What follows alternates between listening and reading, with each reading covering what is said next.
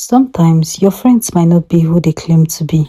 And sometimes the person you trust the most might turn out to be the person who would hurt you the most. In today's story, a simple act of kindness brought two women together, but jealousy would soon put their friendship to the ultimate test.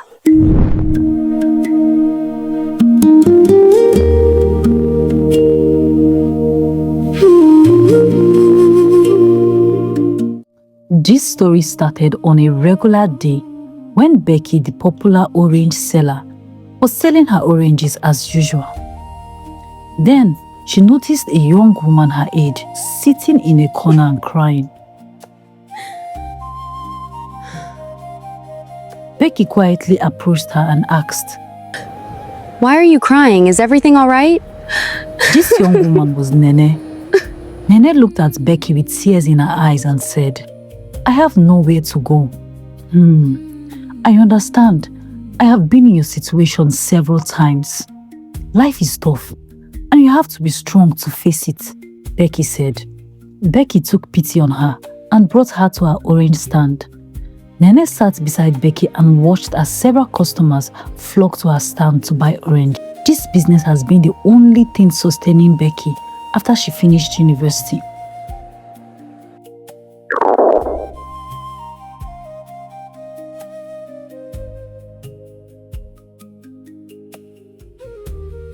After Becky closed for the day, Nene helped her to clean her stand and dispose of all the orange peels.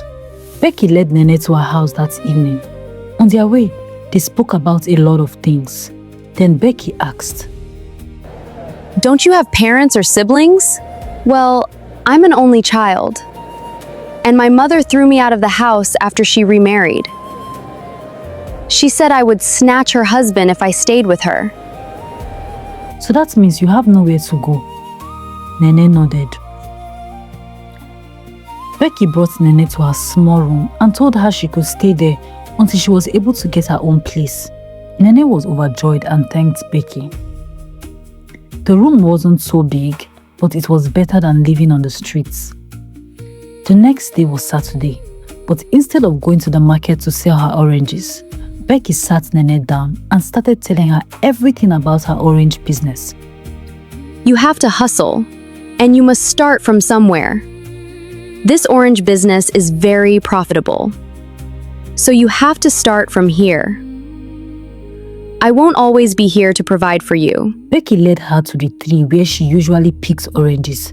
She showed her the tree that produced the sweetest oranges and taught her how to tell the sweet ones from the bitter ones. Nene learned very fast, and in no time, she started her own business.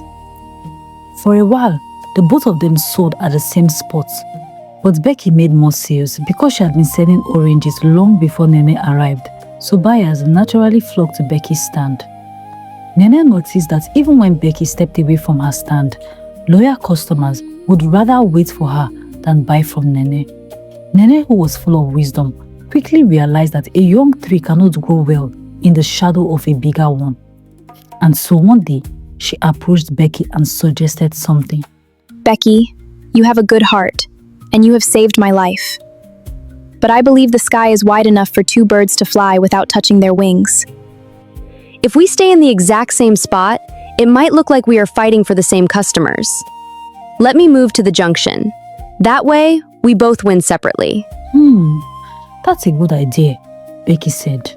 And from that day, Nene moved to the junction, while Becky remained at her stand. At the new junction, things didn't really go as Nene had planned. On the first day, she made just 2,000 naira. And on the second day, she made just 500 naira.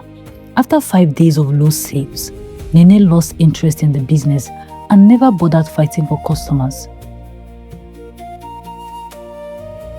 Then one day, while scrolling through her small phone, she watched a video of a popular Nollywood actress promoting a movie with so much energy. Immediately, an idea hit her. If an actress could dance to sell a movie, why couldn't she perform to sell her oranges? The next day, Nene met Toby, a young street boy who made a little money beating his talking drums for moving vehicles. She bought him a sachet of pure water and struck a deal with him. The plan was simple. Toby would beat his drum for her while she danced and advertised her business. Early morning the next day, Nene stood in front of her stand, dancing and calling out to buyers. She spoke about her oranges in a way that made people wonder if they were ordinary oranges. Within minutes, people gathered to watch as Nene displayed her advertising skills. After the day ended, Nene counted her money and realized she had made 20,000 naira. She couldn't believe her eyes. She also made an extra 3k from people who sprayed her as she danced. The next day, she decided to add a little spice to her business. She peeled the oranges in a way no one had seen before. The beautiful designs of the oranges attracted even people who didn't have money to buy them. One of the people who was attracted by her beautiful orange was Clara. Clara was so entertained by Nene's pure joy that she bought oranges worth 12,000 naira. That day alone, Nene made 40,000 naira. When she told Becky about it, she was surprised and genuinely happy for her. But the best was yet to come. The next morning, as Nene woke up, her phone was buzzing with Instagram likes and comments. The video of her dancing that she had posted earlier had gone viral. When she got to her stand the next morning, a small crowd had gathered there just to see the popular orange seller. Soon, Nene started counting 60,000 naira every day from her small orange business. Meanwhile, Becky was still at her stand managing the few customers she saw every day. Nene's new fame had slowly driven most of her customers away, and this was where everything changed. The sweet, kind Becky turned into a completely different person overnight. Becky suddenly felt like Nene was stealing her blessing, and she wasn't going to let that happen. One fateful night, Nene came back home very late. She was so tired that she fell asleep while sitting on her chair. Immediately Becky noticed she was asleep. She took her keys from her bag and headed back to Nene's stand. Nene had used some money to secure a space close to her stand where she stored her oranges. Becky bribed the security man close to the stand and pleaded with him to allow her inside. When Becky opened the storage room, she was amazed at the bags of oranges Nene had in her store. Becky slowly brought out a small syringe and a bottle of a dangerous agricultural chemical used to control stubborn crop pests. The substance was highly poisonous and could cause serious harm if it entered the body. Becky held up each orange and injected the substance into them. She did this until all the oranges were contaminated. But then again, she instantly felt guilty. She couldn't believe she had allowed her envy to push her this far. But when she thought about her mother and siblings in the village, she convinced herself she was doing nothing wrong. Far away from Becky and Nene was Clara, Nene's favorite customer. Clara had become so obsessed with Nene's oranges that she made her entire family patronize her. Clara was the wife of Dr. Harris, a man who was so intentional about the things his family consumed. He inspected canned foods, medicines, and sometimes skincare products before his wife used them. He was the kind of man who would check the expiry date of a pack of salt or spices. But he never thought much about the oranges his wife ate because he believed they were natural. But months later, Clara started developing serious stomach cramps. The moment she complained to her husband, he took action. He didn't even assume it was a regular stomach cramp. Dr. Harris immediately took Clara to his private hospital and ran a series of complex tests. When the results came out, he was shocked. Clara had not just eaten bad food, she was slowly being poisoned by an unknown chemical. Dr. Harris quickly began a frantic private investigation. He checked their drinking water, the food in their freezer, and even the cooking oil, but everything seemed clean. But the answer was quietly lying in the place he least expected. Then, he remembered the bag of oranges Clara brought home religiously every week. He rushed to the kitchen, picked up the remaining oranges, and took them to his lab. After several hours of examining the fruits, Dr. Harris finally found out the truth. The sweet oranges contained a harmful agricultural substance. He immediately laid a complaint with the right authorities, and by the following morning, everything had changed. The next morning, Nene was at her stand attending to customers when two policemen approached her. At first, she thought they wanted to patronize her, but the serious look on their faces made her realize that something was wrong. They arrested Nene in front of everyone and dragged her into their van like a criminal. But Dr. Harris didn't stop there. He used his influence to push the local government to crack down on the market in order to protect public health. Immediately, a strict ban was placed on all unlicensed street fruit vendors. Only those with proper shops and health certificates were allowed to sell.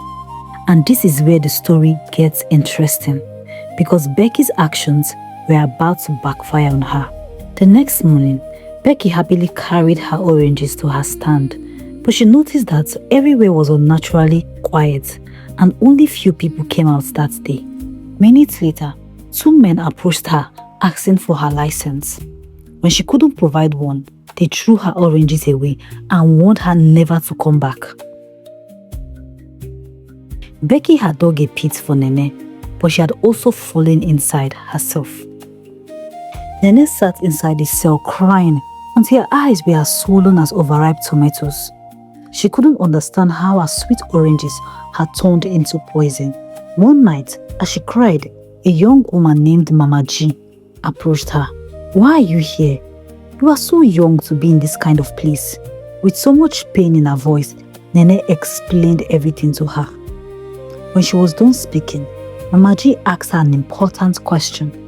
"Do you suspect anyone? And who else has access to your oranges?" "No one, not even my roommate."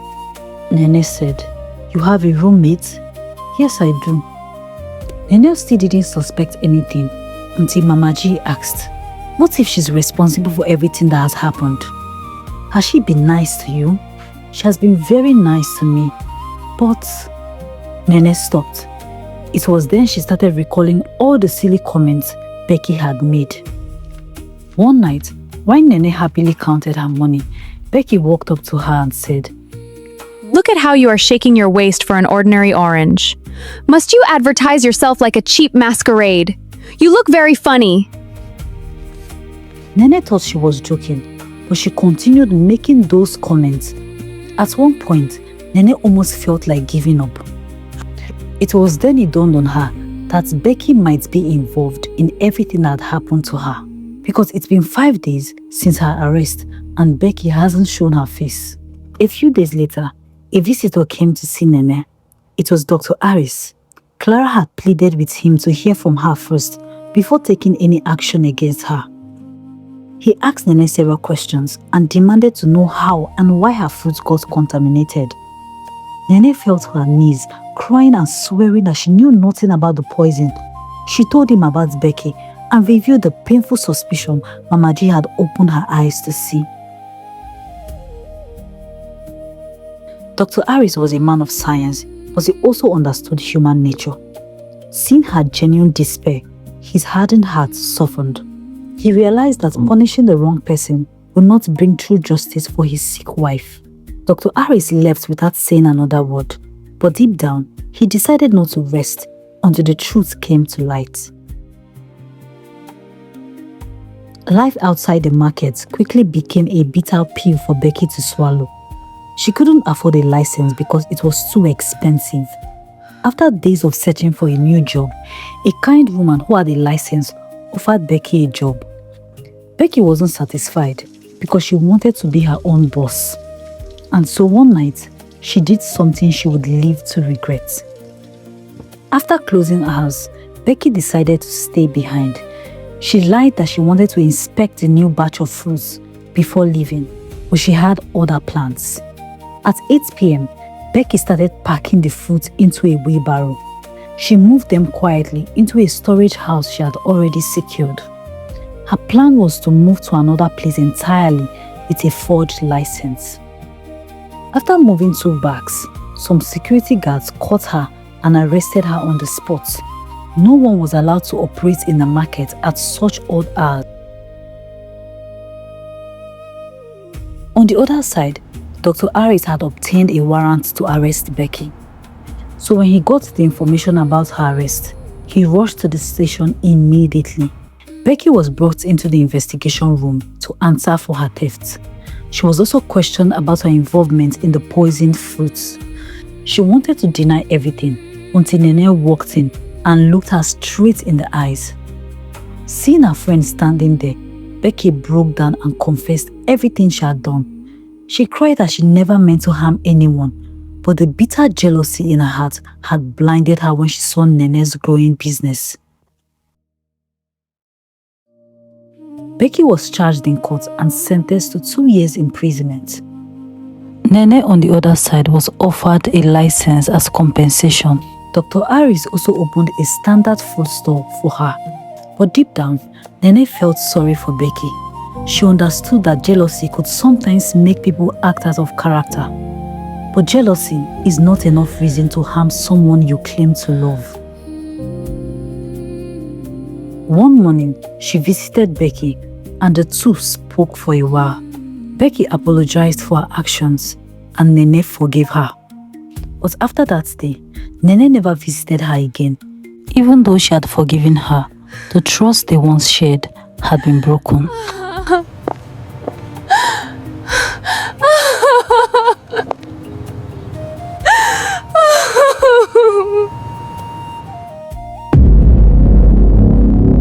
This story teaches us an important lesson. Jealousy can make us destroy the very relationships and opportunities we should be grateful for. Becky helped Nene when she had nothing, but instead of celebrating Nene's success, she allowed envy to take control of her heart. The story also helps us to understand that another person's success does not reduce our chances of succeeding. We should always learn to celebrate others, work honestly for what we want, and never allow envy to turn us against people who once trusted us. When you dig a pit for someone else, he might actually be the one to fall into it. Why forgiveness is important, it doesn't always mean restoring the same level of trust. I hope you learned something from today's story. Thank you so much for watching, and bye for now.